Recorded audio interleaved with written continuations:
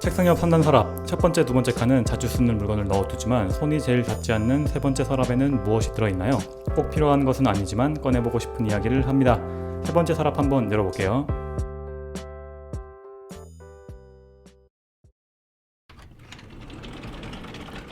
안녕하세요. 안녕하세요. 반갑습니다. 굉장히 바빠보여 베리 비즈해 보여요. 잘 지내셨죠? 네. 오늘 제가 녹음에 좀 많이 늦어가지고 아니 원래 여기까지 오는데 한 50분이면 오거든요? 네. 오늘 한 1시간 거의 반 걸린 것 같아요. 차가 막혔나요? 차가 이상하게 막히고 어. 또 신호가 되게 그런 날 있잖아. 되게 애매하게 끊기고 해가지고 그렇다고 제가 또 이렇게 법규를 위반하는 사람은 아니거든요. 또 오늘 날씨가 좋으니까 음. 놀러 가는 사람들이 많았나 보다. 그래서 혹시나 해서 말씀드리는데 오늘은 그 추석 직전에 녹음을 좀 하고 있고 오늘 또 특히나 평일이에요. 우리 저희가 항상 보통 주말에 녹음을 하는데 오. 평일에 녹음한 거 오늘 처음이죠. 네. 그래서 오늘 오는데 좀 너무 여유를 부렸나 좀 많이 늦어가지고 시간이 좀 없긴 하네요. 오늘 또 좀 늦었지만 빨리빨리 좀 진행을 해 보겠습니다. 좋습니다. 지난주에 그거 좀 이번 주에 날씨가 좀 많이 더웠어요, 그죠? 맞아요. 지금 다시 여름이 가을의 끝인데 아니 그 럭스가 엄청 높아가지고 음. 지금 식물들이 엄청 좋아하고 있습니다. 럭스가 뭐야? 그 광량을 측정하는 단위인데 어. 광량이 지금 어마어마하게 좋아가지고 어. 아주 식물들이 정말 약간 윤기가 자르르하게 약간 참기름 바른 것처럼 애들이 좋아하고 있달까? 인간은 힘들지만 식물들은 지금 한창 꿈을 그래서, 피우고 있는. 너무 식집사로서 요즘 음. 너무 햇살도 좋고 그 딱 비쳐 내리는 거 보고 있으면 너무 행복합니다. 안 그래도 제가 지난주에 저희 그 플랫폼 중에 팟빵이라고 있거든요. 네. 팟빵에 첫 댓글이 달렸어요. 아 정말요? 저는 팟빵에 댓글 기능이 없는 줄 알았는데 있더라고. 그래서 좀 충격을 이거- 먹었고 이거 되게 일방적인 방송 아니었나요? 쌍방향 소통이 가능한 방송이었군요. 그래서 어쨌든 뭐 방송이 이렇게 재미가 없으니까 댓글이 안 달렸겠죠 지금까지. 근데 처음 달렸는데 두 번째로 충격 받은 거는 네. 그 댓글 달린 게 식물편이에요. 와우. 그래서 나는 녹음하면서 식물보다 내가 낫다라고 생각을 했는데 식물편에 첫 댓글이 달린 걸 보고 굉장히 좀 슬퍼하면서 한 주를 보냈습니다. 한번 어차피 안 읽어봤죠? 네. 제가 한번 읽어드릴게요. 뭐 아이디는 공개하면 안 될 것 같으니까 네. 식물 이야기 너무 잘 들었다고 해주시면서 오. 이제 본인은 써주신 분은 이제 나는 내가 키우는 거 그냥 물만 주고 끝인데 이렇게 낱낱이 여러 가지 이야기하는 것 듣고 되게 흥미있었다라고 하면서 본인은 분갈이를 그냥 적당히 그냥 뚝뚝 뜯어서 뭐 투입합니다. 쉽게 죽지 않네요. 그래도 이런 식으로 내가 남겨주셨어요. 네. 한번 한마디 해주시죠. 코멘트. 그게 저도 정말 진짜 손을 바들바들 떨면서 했는데 음. 생각보다 애들이 진짜 강하더라고요. 생존력이. 네, 그래가지고 약간 상추처럼 자라는 신근이음이 있어가지고 네. 그거를 제가 며칠 전에 분갈이를 했어요. 근데 처음으로 이제 칼을 들고 칼로 뿌리를 찢은 거지. 원래는 손으로 이렇게 뜯었는데 근데 뿌리가 뜯긴 거야 아예. 완전 우동 뿌리만한 주기가 2개 있었는데 그걸 내가 칼로 난도질을 해버려가지고 뿌리가 거의 없는 상태가 된 거지. 네. 근데 그게 심어놨는데 아직까지 안 죽고 잘 살고 있어. 너무 신경 쓰지 않아도 그러니까 약간 대범해져도 된다. 조금 손으로 뚝뚝 뜯는 게 오히려 좋은 방법일 수도 있겠네. 맞아요. 아무튼 그런 댓글 감사하게 잘 들었고 앞으로도 조금씩 뭐 달리면 좋겠습니다. 한 주 한 주 진화하고 있는 세 번째 서랍이 좀 돼야겠어요. 오늘 늦은 김에 좀 빨리빨리 좀 해볼게요.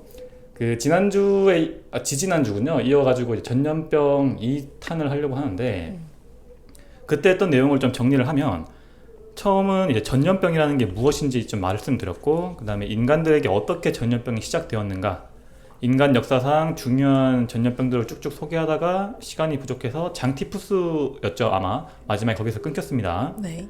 오늘은 나머지 전염병들을 좀 소개를 하고 빨리빨리 쳐낸 다음에 마지막으로 이제 코로나에 대해서 좀 특징들만 설명을 하려고 하거든요. 어차피 저희가 무언가 좀 결론을 내릴 수 있는 상황은 지금 아니기 때문에 그래서 소개와 전파 현황 같은 것들을 좀 알아보고 이후에는 이제 낱낱과 제가 생각하는 현재 코로나 상황에 대해서 조금 각자 이야기를 좀 듣고 마무리를 하려고 합니다. 바로 시작할게요. 첫 번째는 결핵입니다. 결핵 많이 들어봤죠? 그쵸. 실. 근데 이게 보통 이제 그 영어권에서 유럽에서는 이거를 백색 패스트라고 부르거든요. 패스트가 왜 그 흑사병 얘기하는 거잖아. 얼굴이 새하얗게 질리면서 이제 피를 토하면서 죽는 병인데 이게 19세기에 유럽 인구의 한 4분의 1 정도가 결핵으로 죽거든요. 그러니까 백색 패스트라고 좀 뭐 불릴만 하죠. 명령력이 그만큼 많이 죽었구나. 있었던 거고 사실상 인간과 함께한 가장 오래된 질병이에요. 이 결핵이라는 게 흔히 말하는 폐병이거든요. 호흡기 관련 병이니까 가장 오래될 수밖에 없었을 테고 어떤 질병보다도 오랫동안 인간에게 영향을 주고 인간을 많이 죽인 병 중에 하나입니다. 역사상으로 임팩트는 좀 적을 수 있는데 오랜 기간 동안 이제 사람을 좀 괴롭혀 왔다 보니까 옛날에 왜 그 숟가락 살인마 같은 거 있죠? 숟가락 살인마 몰라요? 제 물음표 살인마는 아는데 그건 뭐야? 끊임없이 물음표 어. 물음표에서 물어보고 그런 비슷한 느낌인 것 같은데? 숟가락으로 사람 머리를 이렇게 툭툭툭 쳐요. 근데 죽을 때까지 쳐요. 그게 다 숟가락 살인마라고 옛날에 약간 밈 같은 게 있었거든요. 그래서 약간 그런 느낌으로 뭔가 꾸준하게 영향력을 미친 그런 느낌이 좀 있습니다. 전파는 어떻게 되냐면 환자가 이제 기침할 때 미세한 침, 보통 비말이라고 하죠. 그걸 이제 흡입하게 되면 감염이 되고 비말감염. 예술가를 위한 병이라는 별명이 좀 있었거든요. 지난 시간 떠올려 보면 매독이랑 좀 비슷한 느낌이 있죠. 상류층의 지원을 받던 가난한 미술가들이 뭐 생각해 보면 뭐 고흐 같은 사람들 생각해 보면 살아서는 사실 굉장히 경제적으로나 심리적으로 힘들게 살다가 죽은 다음에 오히려 좀 아이콘이 되신 분들이죠. 그런 분들처럼 좀 영양 상태도 안 좋고 가난하고 비위생적인 환경에 살던 예술가들이 많이 걸리다 보니까 이런 예술가 또는 천재들의 상징으로 좀 여겨지기도 했습니다. 또 이게 좀 특이한데 문학적으로 이 결핵 환자에 대한 좀 칭송을 하기도 했어요. 우리 왜 옛날에 뭐 연극이라든지 소설 같은 거 떠올려 보면 결핵 환자들이 이렇게 새하얀색 침대 이불 위에서 막 붉은색 피를 토하는 그런 장면이 나왔던 게 좀 기억이 나거든요. 이것처럼 그게 좀 아름다워 보였나 봐. 그래서 문학적으로 되게 아름다운 죽음으로 묘사를 하는 게 좀 많이 있었는데 실제로는 전혀 그렇지 않아요. 마지막에 말기가 되면 숨을 쉴 수 없을 정도로 헐떡거리다가 피를 토하고 숨쉬고 토하고 하다가 죽는 굉장히 괴로운 병입니다. 이런 결핵의 증상들 때문에 당신의 약간 피를 토하는 것도 있지만 얼굴이 창백해지고 살이 빠지는 것도 있거든요. 그래서 약간 유행처럼 이게 또 번지기도 했대요. 좀 이렇게 깡마르고 창백한 피부가 약간 미의 기준이다 보니까 결핵이 아닌데도 굶어서 막 결핵처럼 보이고 싶어하는 유행도 있었다라고 합니다. 좋게 말해서 뭐 창백한 거지 나쁘게 말하면 그냥 시체 같다 말하는 거죠. 우리 왜 생각해 보면 학생 때 그 아폴로 눈병 같은 거 기억나요? 제 눈병 그거 거래됐잖아요. 그러니까 그거 막 걸리면 집에 막 보내주고 하다 보니까 약간 막 걸리는 게 유행처럼 막 터졌잖아. 뭐 그런 비슷한 느낌이었던 것 같아요. 감염률은 생각보다는 높지 않아요. 접촉자의 약 30% 정도가 감염이 되고 그 중에서 10% 정도만 실제로 발현이 되거든요. 그래서 환자로 넘어가게 되고 나머지 한 90%는 나름 그냥 자가 치유되면서 건강하게 살아갈 수 있는 병입니다.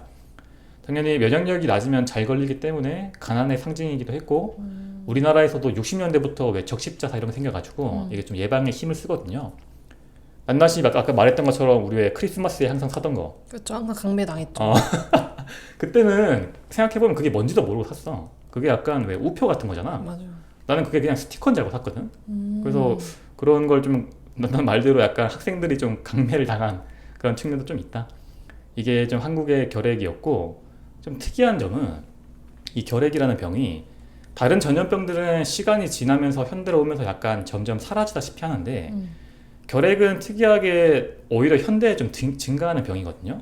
아직 그거를 정복하지 못했나요? 그죠? 그러니까 결핵이라는 게 쉽게 말하면 호흡기 관련 질병이고 우리가 독감 같은 거 걸리는 것도 다 그런 위주의 병이라고 보면 돼요. 근데 이게 단순히 보면 노인 인구가 증가하면서 전염력이 떨어지는 사람이 많아지는 것도 있는데 앞에서 말했다시피 인간과 워낙 오랫동안 함께 했다고 했죠. 그러다 보니까 약에 대한 내성이 엄청나게 강해졌어요.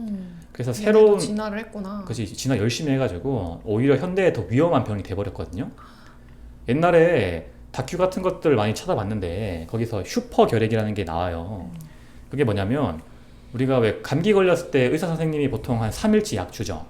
그러면 보통은 3일치 다 안 먹고 맞아. 하루 먹다가 끊고 이틀 먹다가 끊고 이런단 말이야. 근데 가벼운 감기는 뭐 그래도 조금은 문제가 없는데 결핵 같은 게 이제 치료하다가 중간에 약을 끊게 되면 이 결핵균이 굉장히 빠르게 반응을 해가지고 거기 내성이 엄청 생겨버려요. 그래서 현대 약품으로는 절대 치유할 수 없어가지고 돌아가시는 분들이 많이 생기거든요. 그러니까 우리 왜 코로나 하면 뭐 델타 변이, 람다 변이 이런 말 쓰잖아.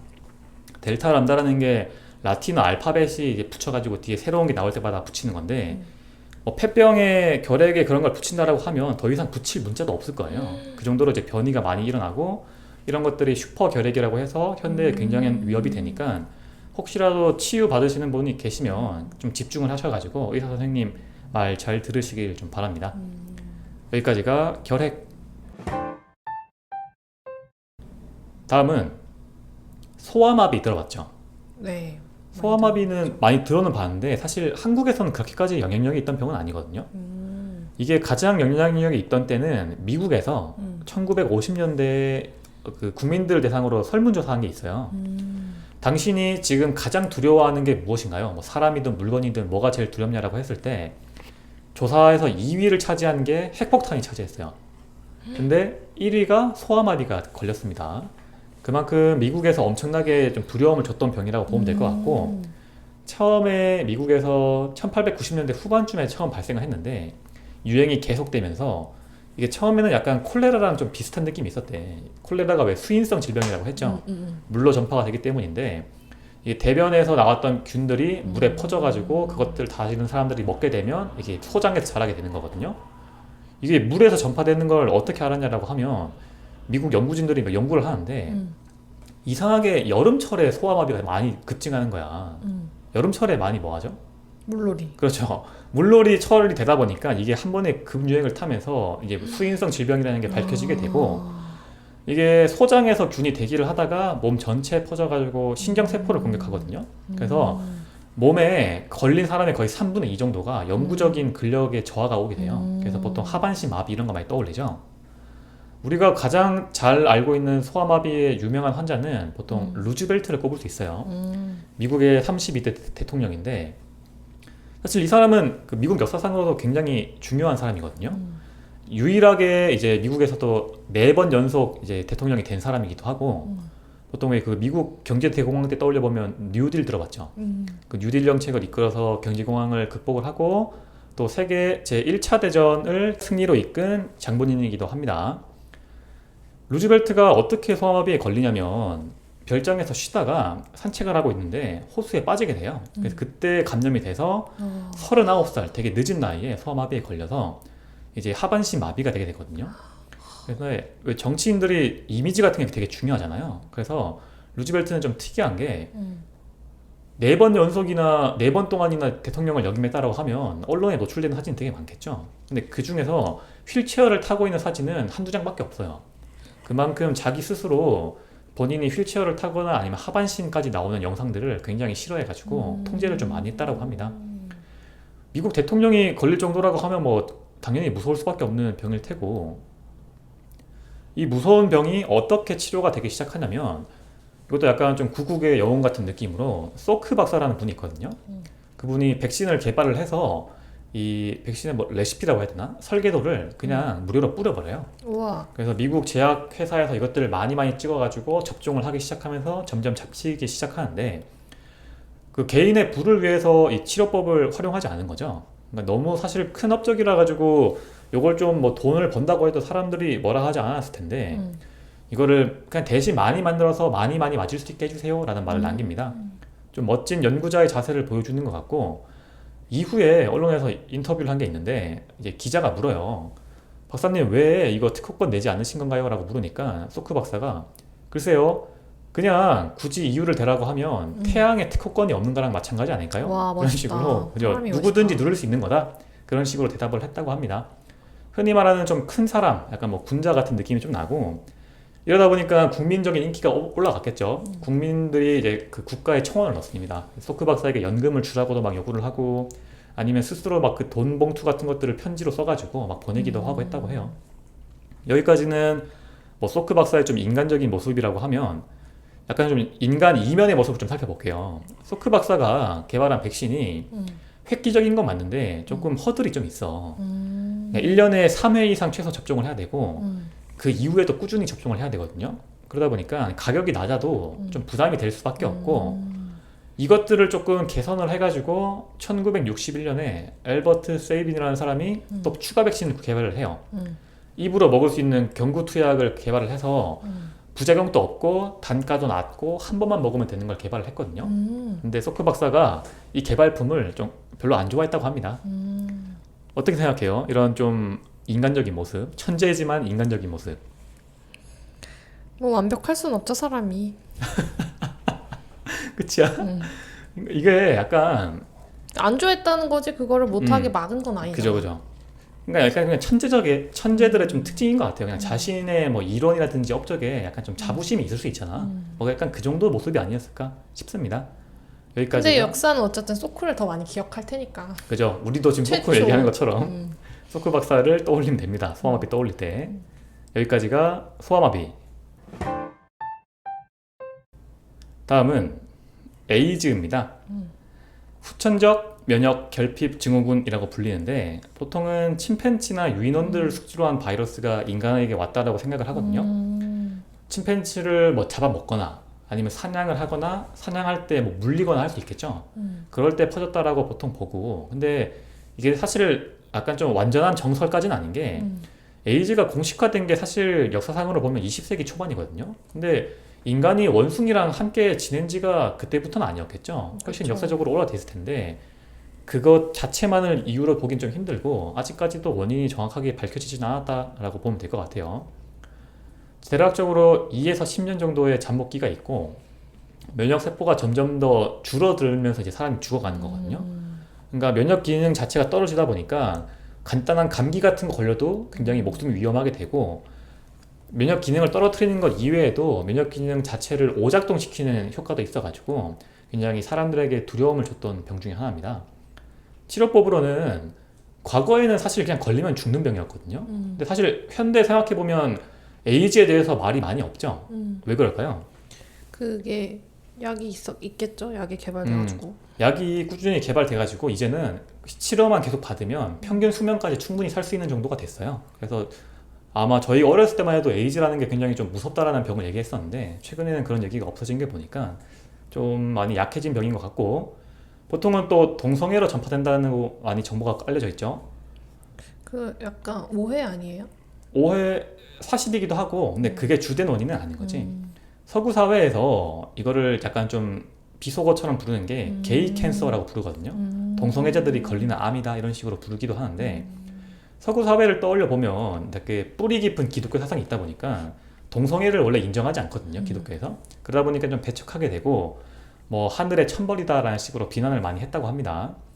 근데 아까 말했다시피 동성애만이 원인은 아니고 동성애도 원인 중에 하나인데 다른 원인이 더 많겠죠. 뭐 원숭이를 사육하는 사람도 있을 수도 있고 아니면 우리 보통 헌혈이라든지 수혈할 때 감염되는 경우도 있기 때문에 동성애로 자꾸 몰고 가는 거는 조금 아닌 것 같고 대표적으로 떠올려보면 왜 그 프레디 머큐리 이런 거 다 많이 떠오르죠. 보통 이제 그 에이즈로 돌아가신 분들 유명하신 분들도 많이 있고 인식이 좀 안 좋고 배척하다 보니까 환자들을 적절하게 치유할 수 있는 방법들에 대한 개발도 늦어지게 되거든요. 어떠한 좀 극단적인 예가 있냐면 1982년에 이때 미국 대통령이 레이건인데 기자가 레이건한테 이렇게 질문을 해요. 대통령님, 최근에 미국에 에이즈라는 병이 문제가 되고 있는데 어떻게 생각하세요? 라고 하니까 레이건이 그냥 웃으면서 그거 그냥 게이들이나 걸리는 게이병 아니야? 이런 식으로 되게 좀 관심이 없다는 듯한 것과 유머 코드로 그냥 써버리게 돼요. 그러니까 지속적으로 예산도 깎고 하다 보니까 국가적으로 분명히 관심을 가져야 되는 사안인데 그러지 않았던 거죠. 그러니까 대통령 자체가 그랬다라는 거 보니까 좀 우리가 선진국이라고 생각했던 미국도 그런 차별이라든지 아직까지도 그런 뭐 인종차별, 뭐 성차별 이런 것들이 그 당시까지만 해도 있었던 것 같아요. 생각해볼 점이 좀 굉장히 많은 병이었던 것 같습니다. 여기까지가 에이즈. 다음은 이거 진짜 유명한 건데 아직까지 안 나온 거 한 게 있거든요. 뭐 기억나는 거 있어요? 진짜 유명한 전염병인데 흑사병. 오늘 좀 손발이 잘 맞네. 이게 다음은 패스트, 영어로 보통 플레이그라고도 하고 우리말로 흑사병이라고 하죠. 아프리카 에티오피아에서 발원했다라고 봅니다. 이게 이집트로 퍼져가지고 이집트에서 중동까지 갔다가 중동에서 유럽 넘어가서 유럽에서 동양까지 말 그대로 전 지구에 다 퍼졌던 굉장히 위험한 병이었거든. 당시만 해도 원인도 몰라, 방법도 몰라 하니까 그냥 걸리면 죽는 병이었고 이게 보통 감염원이 쥐라고 좀 알려져 있죠. 맞아. 근데 정확히 얘기하면 쥐는 아니에요. 쥐에 살고 있는 벼룩이 쥐의 피를 빨고 다시 인간에게 피를 옮기면 감염이 되는 병이다 보니까 쥐는 매개체 중에 하나일 뿐이고 실질적인 감염원은 벼룩이라고 봐야 되거든요. 그래서 걸리게 되면 신체가 거뭇게 변하면서 썩어가게 되고 발열, 근육통, 두통 등이 일어나면서 굉장히 고통스럽게 몸이 썩어가면서 죽는 병입니다. 사망자들이 당연히 속출하게 되겠죠. 장례를 치를 수조차 없이 되고 대량 매장하다가 포기하고 막 길거리에 방치하고 바다에 버리고 하다 보니까 도시의 전체적인 위생이 떨어지고 악순환이 반복될 거 아니야. 맞아. 우리 코로나 초기에 생각해보면 그 유럽에 시체들 케어를 못해가지고 막 냉동고에 넣고 맞아. 막 집에 보관하고 막 그랬잖아. 현대에도 이런 식으로 예측하지 못하고 대비를 잘 하지 못하면 과학이 아무리 발전해도 소용없다는 것을 잘 보여주는 사례인 것 같아요. 흑사병이 유럽에 퍼지면서 유럽인들이 어떤 모습을 보이냐면 좀 이렇게 치료를 하려거나 아니면 인류애적인 그런 모습보다는 좀 과격한 기독교 운동을 좀 시작하거든요. 이때가 정확히 13, 14세기인데 유럽을 중세가의 이제 기독교 사상이 지배할 때니까 보통 이태리에서 시작돼가지고 다양한 도구들로 자신을 막 고문을 합니다. 채찍질도 하고 상처도 내고 하면서 이게 하늘의 분노다라고 해서 하늘의 분노를 잠재우기 위해서 스스로 막 채찍질을 하는 거지. 종교의 좀 어두운 면이자 집단 광기라고 좀 보면 되는데 이게 최대로 커지면 어떻게 되냐면 독일에서 수천 명이 광장에 모여가지고 서로 막 채찍질을 하고 서로 막 상처를 내고 하는 그런 좀 행사 같은 걸 했다고 합니다. 당연히 이렇게 피 흘리는 사람이 있는 것과 동시에 자신이 치료할 수 있다, 내가 구세주다라고 사기치려고 등장하는 사람도 있고 또 이게 되게 인종차별적으로 퍼져가지고 반유대 감정이 올라가서 유대인들을 막 학살하고 하기도 했습니다. 이런 거 보면 인간이 힘들 때 나타낼 수 있는 굉장히 다양한 모습들을 보여주게 되고 여기서 좀 배울 점이 많이 있는 것 같아요. 이후에는 교회에서 한참 뒤에 잘못된 걸 좀 깨닫고 그런 거 하지 말아라고 선언을 하게 되는데 그 전까지 이미 피해가 너무 컸겠죠. 어쨌든 교회에서도 이후에 좀 잘못을 깨닫게 되고 당시에 알다시피 치료법이 없었거든요. 그러니까 나올 수 있었던 좀 어쩔 수 없는 반응이 아니었나라고 조금 평가를 해보고 싶기도 하고 만약에 질문 하나 해볼게요. 낱낱이 치료법이 없는 병에 걸렸어. 되게 절망적인 상황이야. 그럼 어떤 태도를 보일 것 같아? 스스로? 저는 지금 약간 무교지만 그렇게 한다면 이제 신에 약간 자아를 의탁할 것 같아요. 신에게 기탁 좀 기도하고? 왜냐면 원인도 모르고 그러니까. 약간 그러면 기독교적인 고행을 했겠네요. 채찍질하고. 그럴 수밖에 없지 않을까요? 세 명만 그렇게 몰아가도 아닌 게 사실로 믿는 게 약간 인간의 본성이다. 낱낱은 중세에 태어나지 않은 게 정말 천만다행이죠. 그러니까 그런 반응이 당연히 나올 수도 있고 또 그런 것과 좀 반대로 어떤 반응도 나오냐면 당시 사람들이 어차피 죽을 건데 그냥 즐기다 죽자. 쾌락주의가 판치기 시작하거든요. 그 당시에 유행했던 시 한 개 읽어드릴게요. 들어보세요. 이렇게 시작합니다. 알려고 하지 말게, 묻지 말게, 현명하게 살게나 포도주를 익혀 따르고 짧은 인생 먼 미래에 대한 기대는 줄이게 오늘의 밤을 잡게나 미래에 대한 기대는 버리고 호라티우스의 시인데 이거 들으면 어떤 게 떠올릴 수 있냐면 우리가 현대에 굉장히 많이 쓰는 말인데 카르페 디엠 들어봤죠? 카르페 디엠이 현재를 즐겨라 이런 뜻이거든요. 이게 원래는 어떻게 나온 거냐면 당시에 하다가 안 되니까 사람들이 그냥 놀다가 죽자라는 굉장히 자포자기의 심정에서 유행을 했던 말이에요. 이게 피할 수 없는 고통을 좀 잊기 위한 그런 단어라고 보면 되고 그게 지금 현대는 약간 뭐 힘든 일상 좀 지치지 말고 힘내자 이런 식으로 좀 많이 쓰이는 것 같은데 어떻게 보면 뭐 한 단계 진화한 쾌락주의가 아닌가라고 생각을 좀 해봅니다. 다음은 이제 흑사병에서 이런 쾌락주의도 있었고 또 어떤 게 있냐면 죽음의 무도라고 해가지고 묘지 같은 데 사람들이 모여가지고 거기도 막 춤을 추는 거예요. 그러면서 약간 샤머니즘 같은 거랑 좀 엮여가지고 왠지 나도 거기서 춤추고 있었어. 조상신들이나 아니면 뭔가 지하에 있는 악마들과 이렇게 연결을 되려고 하는 공포심을 잊기 위한 그런 행사 같은 거였거든. 그러니까 광란이자 좀 강박적인 징세라고 보면 될 것 같아요. 이런 식으로 이제 발전이 계속 해가지고 유럽 인구의 거의 3분의 1, 많게는 거의 절반 가까이 죽었다라고 보고 당연히 동양에도 영향을 미쳤겠죠. 중국에도 넘어와가지고 13세기 후반에 중국의 그 유명했던 원나라 있거든요. 원나라가 흑사병이 퍼지면서 이제 멸망하게 되는 원인이 됩니다. 여기까지가 이제 흑사병이었고, 흑사병 치료법은 현대에 되게 간단해요. 그냥 항생제 같은 걸로 쉽게 치료할 수 있거든요. 여기까지 고대부터 이제 중세, 근대까지 역사적으로 유명했던 전염병들이 알아봤고, 다음은 현대로 좀 넘어와서 1900년대부터 지금까지 한번 좀 알아볼게요. 1918년에 세계보건기구가 등장하기 이전에 엄청난 사건이 하나 있었는데, 보통 스페인 독감이라고 합니다. 아, 들어봤어요? 많이 들어봤죠. 아, 근데 이거 은근히 모르시는 분이 좀 계시더라고. 이게 1918년부터 1919년간 거의 한 2년 정도 이어졌던 건데, 지금 코로나를 생각해 보면 코로나가 2020년부터 지금까지 이어지니까 거의 기간이 비슷하거든요. 근데 지금 코로나 전 세계 사망자를 보면 한 500만 명이 채 안 돼요. 근데 스페인 독감은 최대로 한 5천만 명 정도 죽었다라고 보니까 코로나의 거의 한 10배 정도 되는 거죠. 그리고 이때 당시가 세계 제1차 대전 기간이었는데 그 전쟁에서 사망한 숫자의 3배 정도 많이 죽었다라고 봅니다.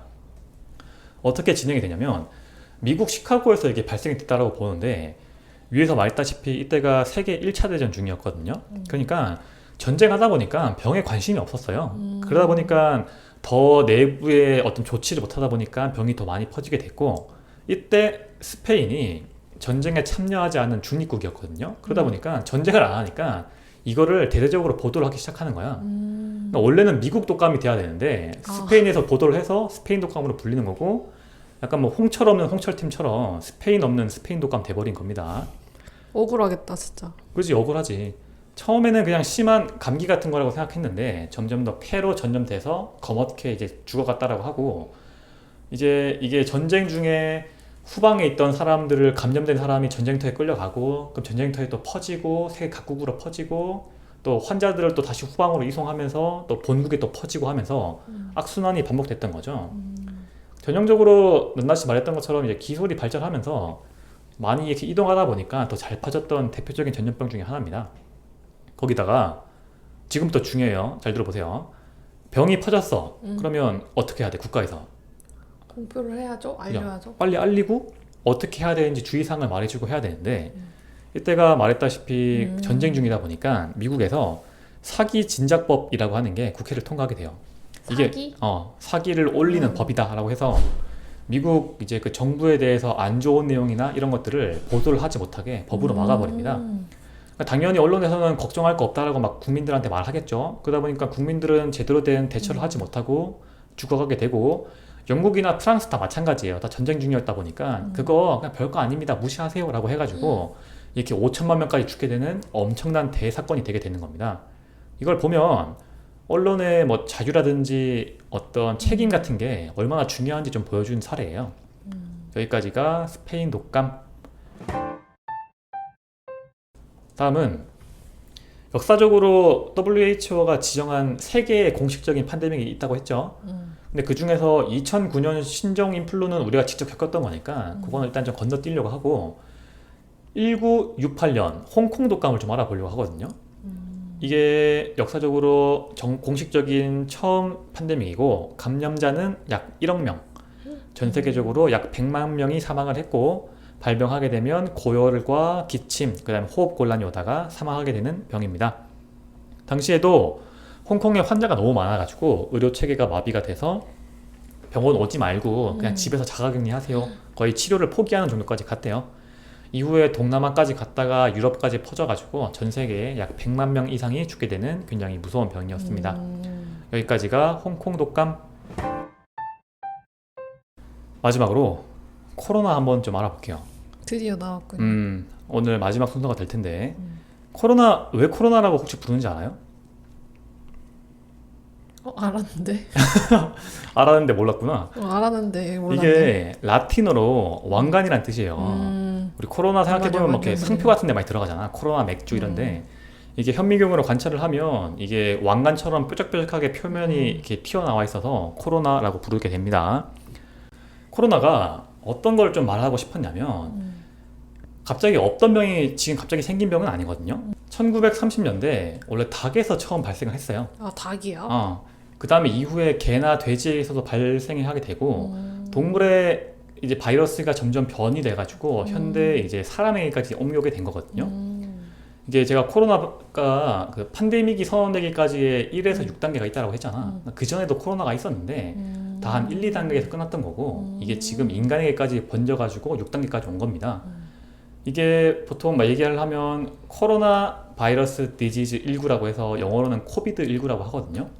그러니까 코비드 19는 뒤에 2019년 버전이라고 해서 19라고 붙는 거고 이게 갑자기 없다가 생긴 병이 아니라는 걸 좀 말씀드리고 싶었던 거예요. 그리고 항상 우리가 왜 그런 거 생각해 보면 조류독감 같은 거 있고 돼지독감 같은 거 있으면 막 전체를 막 살처분하잖아. 그게 사실 왜 그런지 잘 몰랐었거든요. 근데 이런 이유 때문에 이게 당연히 다른 조류에게도 전파가 될 수 있지만 더 커져가지고 인간에게까지 감염이 될 수 있는 위험이 있기 때문에 그런 좀 극단적인 조치를 하는 것 같아요. 경과를 좀 살펴보면 2019년 12월 중국 후베이성 우한에서 집단적인 폐렴이 발생합니다. 당시만 해도 원인을 몰랐는데 20년 1월 9일 WHO에서 새로운 유형의 코로나 바이러스라고 발표를 해요. 그리고 2020년 1월 20일 우한 의료진 15명이 확진이 되게 되고 이게 단순하게 동물에서 인간까지 오는 게 아니라 인간에서 인간에게까지도 전파가 가능하다는 게 밝혀집니다. 그래서 결국 3월 11일 WHO에서 팬데믹을 선포하게 돼요. 이후에는 뭐 3월 넘어가서 이제 중국 내 확진자가 커지고 유럽, 한국, 전 세계에 시작하게 된 거죠. 초기에 이거 생각해보면 우리가 이걸 우한 폐렴이라고 불렀거든요. 근데 세계보건기구에서 어떤 것들을 좀 정의를 하냐면 병명에 사람 이름이라든지 아니면 문화권, 지역 같은 걸 포함되지 않게 항상 제한을 해요. 그러니까 무언가 혐오감을 조장을 해가지고 이렇게 사람들을 좀 이렇게 배척하거나 할 수 있기 때문에 그런 표현을 쓰지 않으려고 하는 거고 지금까지 말씀드렸던 위의 병들 다 들어서 아시겠지만 병이 생기면 어떤 소수민족을 좀 이렇게 박해하거나 하는 게 많이 나타나거든. 그런 것들을 조금 자제시키기 위해서 그런 것 같습니다. 보통 일부 인터넷 커뮤니티 같은 데 보면 이거 왜 중국 우한 폐렴인데 왜 우한 폐렴이라고 안 부르냐 뭐 정부에서 눈치 보는 거 아니냐 그런 말도 하는데 그런 것보다는 세계적으로 그런 걸 허용하지 않고 있어요. 그래서 우리는 우한 폐렴이라고 부르지 않고 코로나라고 부르는 겁니다. 증상은 너무 유명하죠. 약 14일 정도의 잠복기가 있고 열과 기침, 폐렴이 발생을 하고 아주 드물게 무증상 감염자가 나타날 수 있습니다. 그리고 현재 코로나 상황을 잠깐 간략하게 말씀드리면 전 세계적으로 확진자가 약 2억 2천만 명, 사망자가 약 470만 명, 사망률은 약 2%대를 기록하고 있어요. 여기까지가 코비드19 코로나 바이러스였습니다.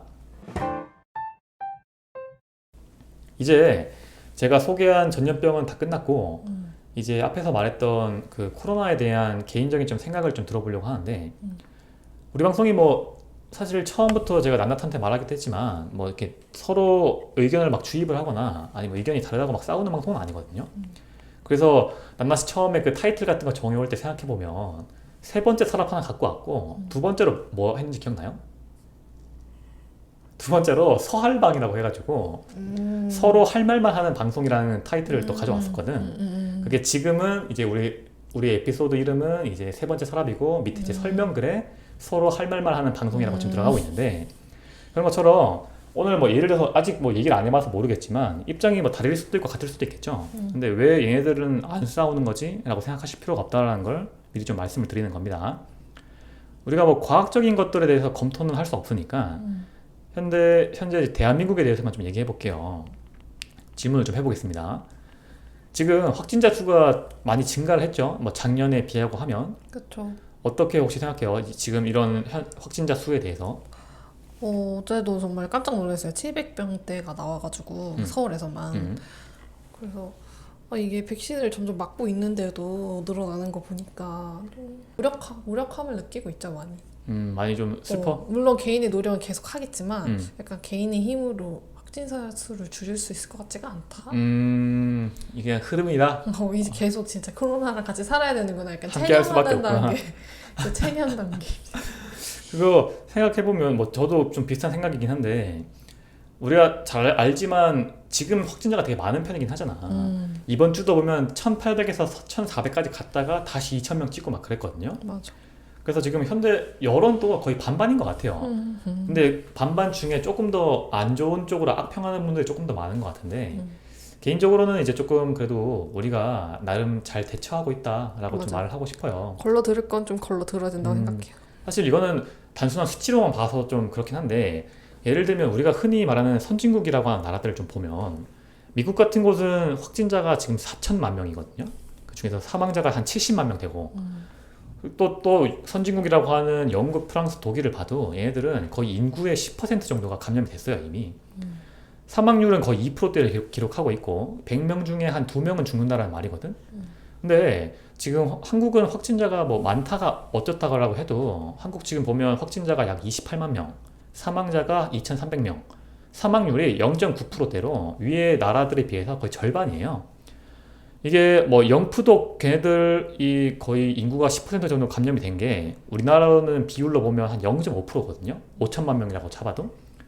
물론 유럽은 이제 어느 정도 그 위드 코로나로 좀 넘어가면서 상황이 좀 다르긴 하지만 지금까지 해온 것만 봐도 우리가 그렇게 나쁘게 대처한 건 아니다. 많은 사람들이 좀 희생하면서 지켜온 거거든요.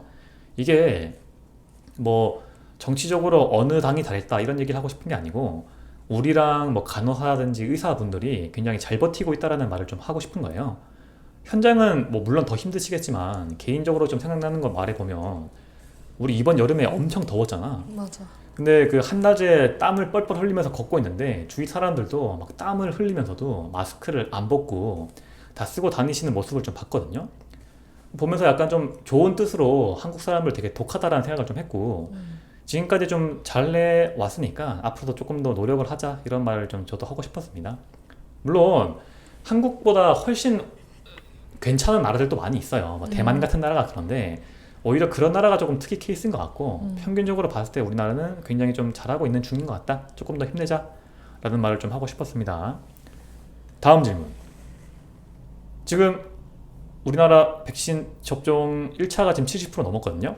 지금까지 해온 백신 접종이나 아니 접종률이나 이런 정책에 대해서 어떻게 생각하는지 한번 들어볼게요. 뭐 맞았어요? 어? 백신 뭐 맞았어요? 나 화이자. 같은 거 맞았네요. 뭐 근데 이거는 뭐 내가 뭐 의견이 있을 수가 있나? 맞으면 맞아야지. 아니 그런 걸 물어본 게 아닌데. 그러면 그러니까 백신 뭔가 접종에 대해서? 뭐 아쉬운 게 있었는지 아니면 뭐 잘하고 있다고 보는지. 다만 아쉬운 게 있는 거는 그 부작용 중에 그 특히 여성들한테서 부정출혈이 많이 일어나고 있고 내 주변에도 실제로 부정출혈이 일어난 경우도 많고 엄청 흔하게 그게 일어나는데 그거를 부작용으로 등록을 할 수가 없는 거야. 보건소에. 왜? 왜 그 추후 관리에 오잖아. 뭐 무슨 뭐 이상 방향 있으십니까? 그 문자로 문자가 오는 거? 오잖아. 근데 거기다가 그 부정출혈 있어요. 이렇게 얘기를 하면 이건 보건소에 등록되지 않는 그런 부작용입니다. 이렇게 신고가 안 되는 부작용이 그냥 뜨는 거야. 근데 생각보다 너무 많은 거지 지금. 왜 취급을 안 해주는 거지 그걸? 그러니까 이런 부작용이 있다, 있을 수 있다, 와 이렇게 해야 되는데 대수롭지 않게 얘기해서 뭐 그냥 내가 내도 사비로 산부인과에 가서 치료를 하고 있는 사람들도 있고 그렇다고 하더라고. 그 보험 적용이 안 돼서. 백신만 맞춰놓고 나머지 하라 하고 있구나. 그거는 그러네요. 약간 좀 억울하다. 그래서 청원도 했습니다. 넣었어? 행동력이 좋네.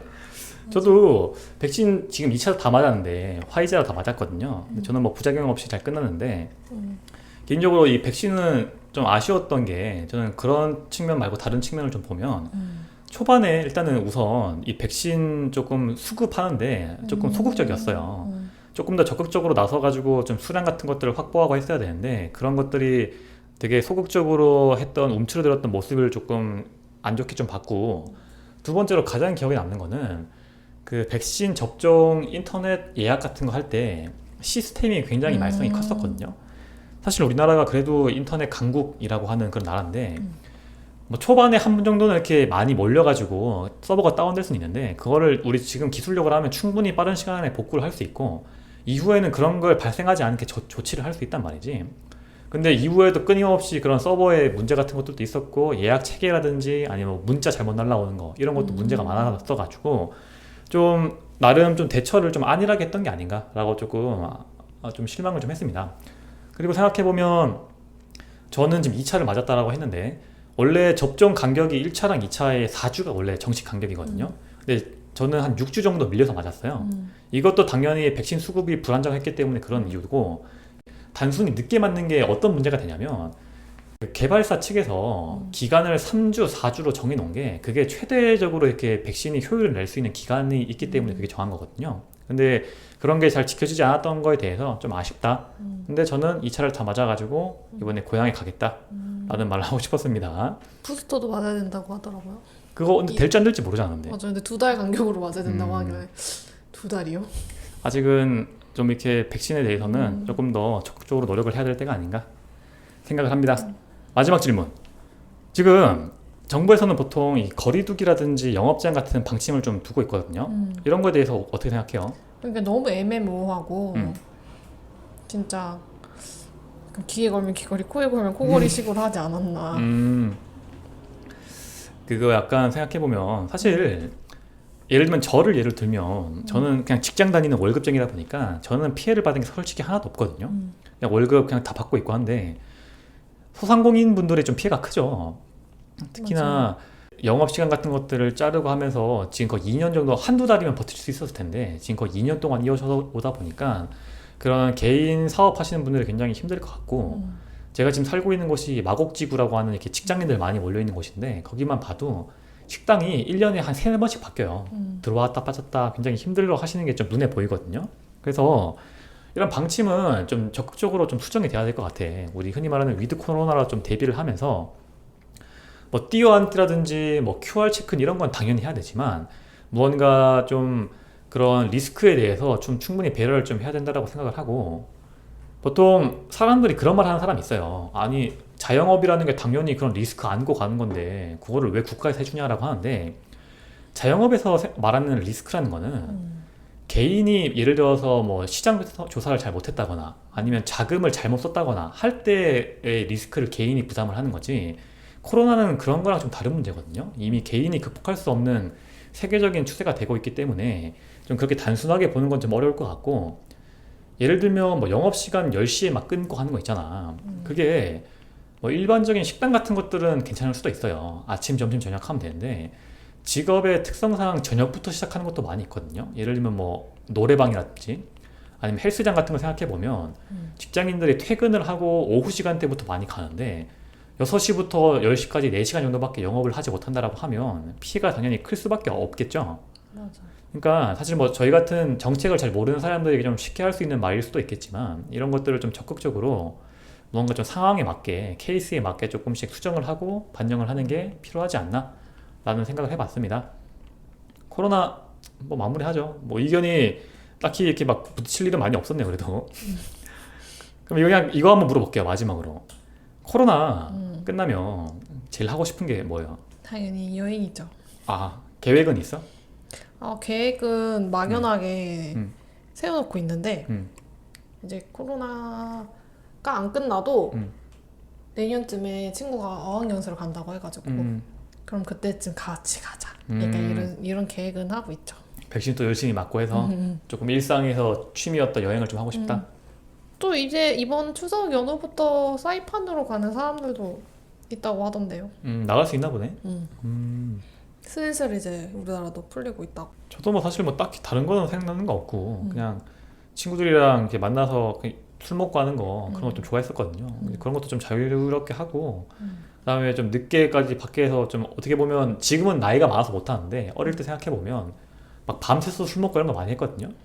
이제는 뭐 늙어서 못 하지만 뭐 그런 것도 좀 해보고 싶고 코로나가 좀 빨리 끝났으면 합니다.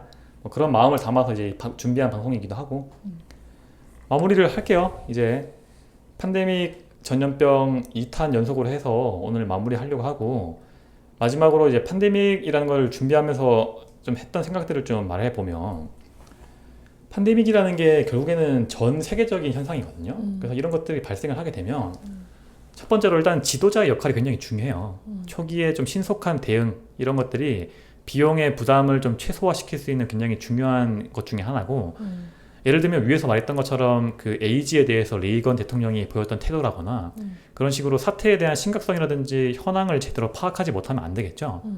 거기다가 좀 코로나의 지금 현 상황에서도 조금 멀리 있는 상황을 좀 예측하는 것도 중요한데 생각해보면 우리 코로나 초기에 그 병상 모자라가지고 막 긴급하게 병상 막 늘리고 했다가 이후에 확진자가 조금씩 준다고 해서 그 병상을 다시 또 없애버렸다가 또 다시 또 확진자가 늘어나니까 다시 확보하고 막 그런 문제가 있었거든요.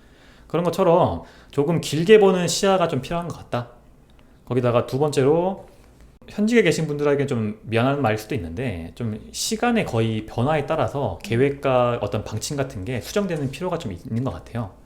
뭐 하나 정했다고 그냥 밀어붙이는 게 아니고 상황이 틀려질 때마다 좀 이렇게 대처를 바꿔서 하는 게, 예를 들면 위에서 봤던 흑사병 같은 거 떠올려 보면 당시에 지배권이 거의 종교인이었거든요. 그러다 보니까 기독교 박해 같은 것들이 유행을 해도 그거를 막 막거나 하지 않았어. 거의 100년이 지나서야 기독교에서 하지 말라고 하거든요.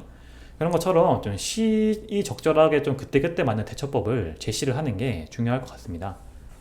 세 번째, 이것도 좀 중요한데, 영향력이 큰 사람들이거나 아니면 언론 같은 데서 이게 조금 보도 같은 것들을 좀 잘 해야겠죠.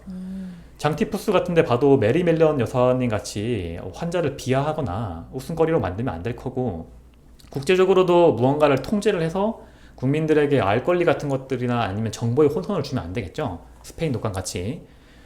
그리고 마지막으로 네 번째로 얘기해 보면, 우리도 그런 정책이라든지 뉴스 같은 게 나오면 그 정보를 좀 잘 파악을 해가지고 잘 발맞춰가는 게 좀 중요한 것 같아요. 백신 뭐 안 맞겠다라고 하시는 분 많이 계셨죠. 물론 이제 부작용에 대한 정식적인 내용은 알고 그러신 분도 계셨지만 조금 잘못된 정보 같은 거 듣고 그냥 무조건적으로 거부하시는 분들도 계셨고, 거기에 지금 초기에 보면 확진이라든지 자가격리자 대상인데 막 그런 거 무시하고 막 여행 가신 분들도 많이 있었죠. 그런 거 보면 어떤 정보에 대해서 본인이 좀 스스로 파악하고 거기에 좀 발맞추려는 노력이 좀 필요합니다. 요즘에 정보라는 게 워낙 넘치는 시기죠. 그러다 보니까 뭐 뉴스 댓글 같은 거 하나 보고 유튜브 영상 같은 거 하나 보고 잘못된 정보를 좀 스스로 거르지 않고 그냥 받아들이면 굉장히 위험하거든요. 정보가 넘치는 시기이기 때문에 오히려 우리는 그 정보들을 좀 잘 파악을 해가지고 스스로가 그게 맞는지 틀린지 좀 확인해 보려고 하는 자세가 현대를 살아가는 우리에게 더 중요한 것 같아요. 여기까지 해서 오늘 코로나 마치려고 합니다. 어떻게 들었어요? 아주 재밌게 잘 들었습니다. 오늘 좀 무섭기도 하고. 사진 같은 거 쳐다보면서 낱낱이 굉장히 좀 공포심에 진료하는 얼굴을 봤는데 그거 사진 같은 거 안 보는 게 좋은 것 같아. 자꾸 머리에 남더라고 나도. 그래서 좀 무서웠고, 오늘 제가 좀 지각을 많이 해가지고 말을 좀 빨리 한다고 좀 힘들었거든요. 네. 그래서 내용에 좀 혼선이 있을 것 같긴 한데 그냥 좋게 들어주세요. 그리고 오늘 뭐 저희 각각의 의견에 대해서 또 다른 생각이 있으신 분들 계시면 뭐 댓글 같은 거 달아주셔도 되고. 소통하니까 너무 좋네요. 하필이면 식물에 달려가지고. 어쨌든 이거 거의 매 시간마다 하는 말인 것 같은데, 인류의 역사가 투쟁의 역사고 또 가시밭길의 역사 아닙니까? 전쟁이든 병이든 많은 희생을 좀 겪고 앞으로 나아간 게 있고, 당연히 그러다 보니까 반복되지 않게 교훈을 갖는 게 중요한 것 같아요. 그죠? 미래에도 어차피 인간이 살아있는 한 병은 계속 될 거기 때문에 오늘 제가 소개해드린 거에 대해서 조금 생각을 좀 많이 해보셨으면 좋겠고, 인간의 마음속에 감정이라는 게 있잖아. 예를 들어서 힘들고 병든 사람을 보면 저 사람이 얼마나 힘들까 하는 측은지심이 든과 동시에 나는 저렇게 되면 안 되겠다라고 하는 약간 이기심이 동시에 들거든요. 뭐가 꼭 나쁘다고는 말할 수 없을 것 같은데, 왜냐면 생존 본능 같은 거랑 좀 엮여 있다 보니까 어찌 보면 그 대상을 피하고 싶어 하는 게 더 조금 중요한 본능 중에 하나가 아닌가라는 생각도 좀 들고, 하지만 우리는 이제 좀 교육을 통해서 인간이라는 게 좀 이렇게 공존할 수 있는 방법들을 좀 알고 있잖아요. 그래서 서로 좀 도우려고 노력을 하고 좀 마음을 좀 단련했으면 좋겠습니다. 오늘 전염병 마치고 낱낱 다음 시간에는 그거 깜짝 놀랐는데 그 비누 하신다고 했죠? 비누로 무슨 얘기가 할지 너무 기대되는데 한번 잘 들어보도록 하고, 저는 그 비누가 끝나게 되면 한참 미뤄왔던 위에서 말했던 인간의 측은지심과 이기심이 어디서 나오는가, 애덤 스미스의 도덕감정론, 드디어. 그 가지고 돌아오도록 하겠습니다. 오늘 좀 길었는데 듣느라 고생했고 다음 시간에 뵙겠습니다. 고생하셨습니다. 감사합니다.